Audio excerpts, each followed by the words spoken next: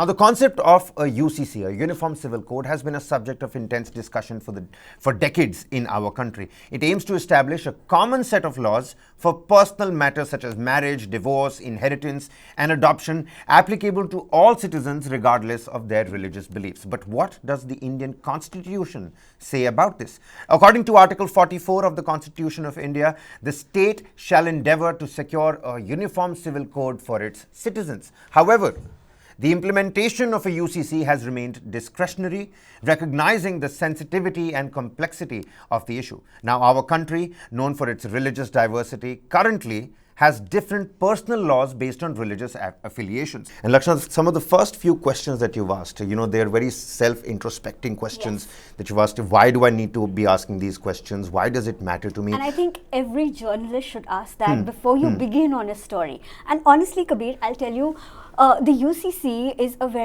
it's a political, legal, socio story, right?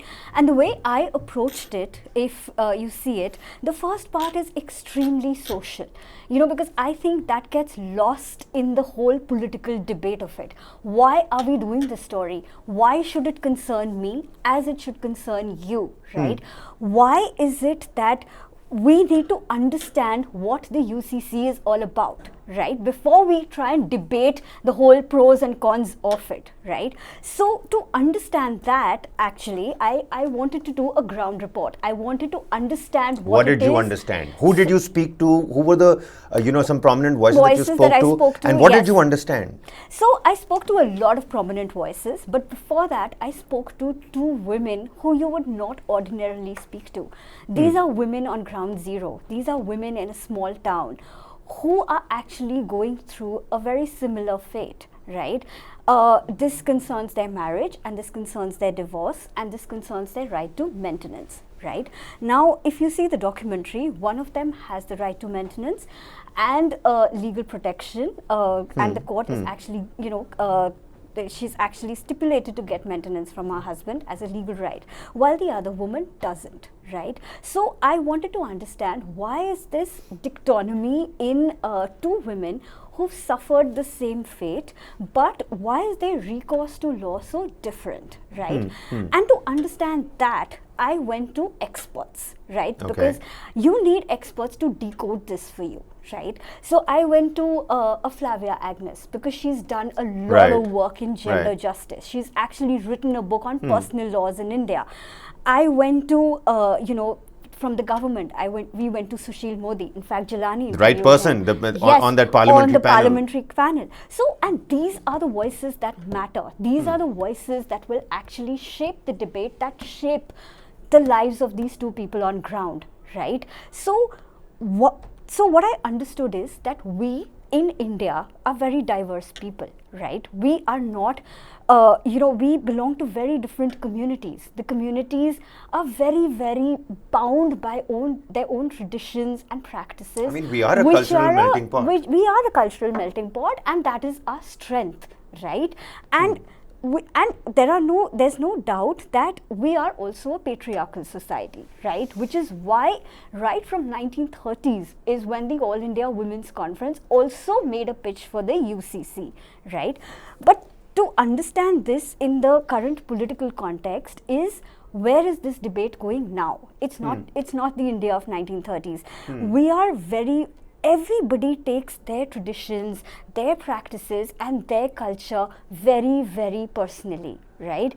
If I ask you to disassociate from the customs and practices that your parents have been following, your grandparents have been following, it's bound to create discomfort. It's bound to create unrest. Why is the documentary named "It's Not Personal"? Because it's not. The idea is to lessen the discomfort and make it maybe a kinder, more just and gentler. Essentially, since times have changed since 1930, and I'll rope in Jilani ji on this one. Since times are changing, maybe our outlook towards UCC needs to change as well. There's some sort of revision that needs to happen over there as well. What's your take on that? Yes, Kabir, I agree with you. If you look at our personal and religious laws, there are discrepancies in these laws. If you look at the, as Lakshana has rightly shown in the documentary, one woman comes from a particular religion, she has a recourse to, have her grudges resolved, but another woman from a different religion, she can't.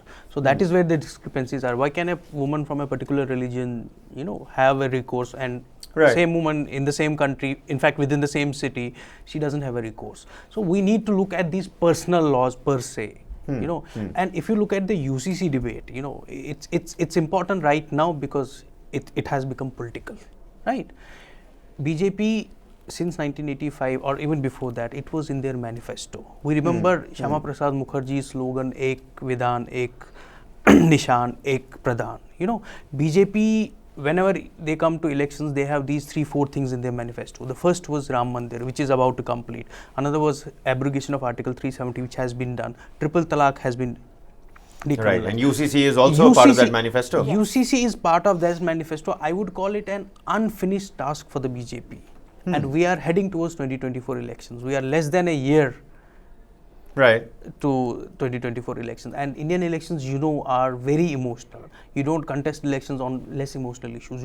People contest elections on emotional issues. So UCC will be one of the issues that BJP will play up, apart from the Ram Mandir, which is going to complete in few months. So these two issues, I think BJP will go to the people and talk about it. I think UCC will remain relevant for the whole year till we have 2024 elections.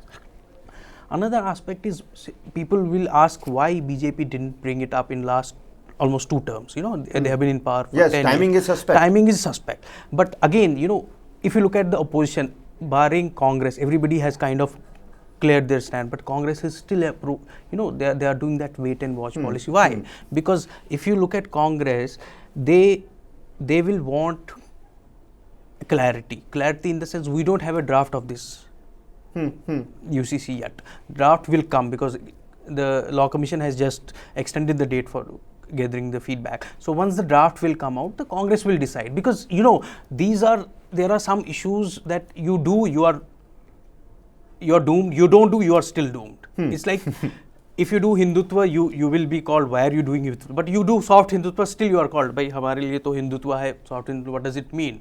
It's like Coke and Diet Coke. If you have Coke, why opt for Diet Coke? So I think Congress is following that wait and watch policy. It has not cleared its stand yet.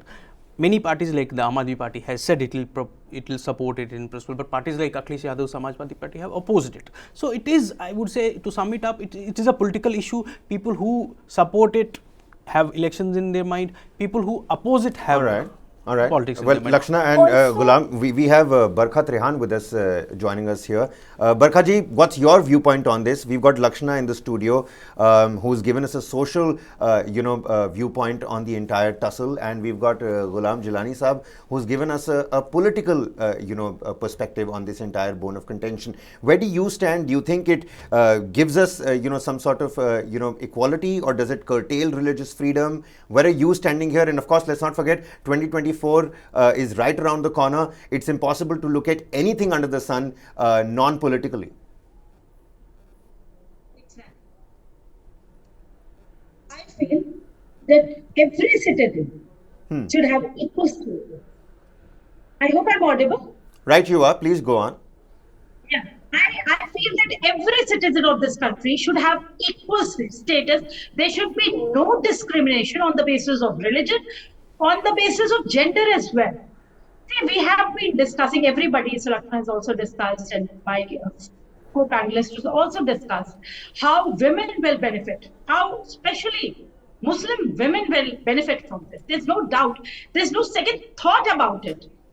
I wonder why people are opposing it.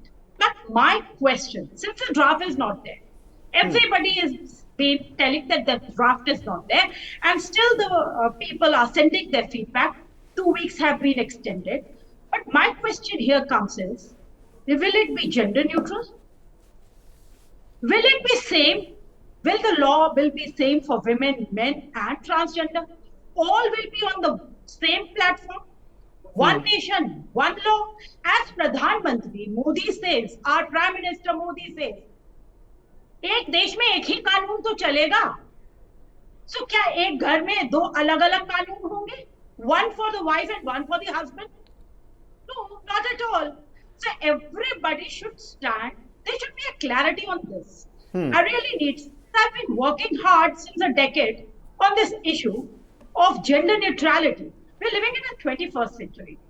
We ape the West for every odd thing. So why not gender neutral laws? Let's everybody come on the same platform, be it a man, be it a woman, be it a transgender. Anyone can use the law. See, Barkhaji, our situation anybody is also a can- little bit different. No, our situation is a little bit unique.